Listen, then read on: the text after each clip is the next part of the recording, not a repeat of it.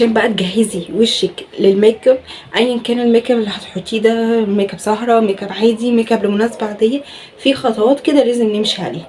اول حاجه الترطيب، ثم الترطيب ثم الترطيب. بصوا من هنا لبعد بكره احنا بنرطب كذا جزء في الوش. الوش تحت العين، الشفايف، المنطقه دي للناس اللي بتشقق عندهم. يبقى احنا عندنا طبعا مجاميع او منتجات مختلفه هنستخدموها لكل منطقه في وشنا. اول حاجه لازم نبقى عارفين اول حاجه نوع البشره ايه.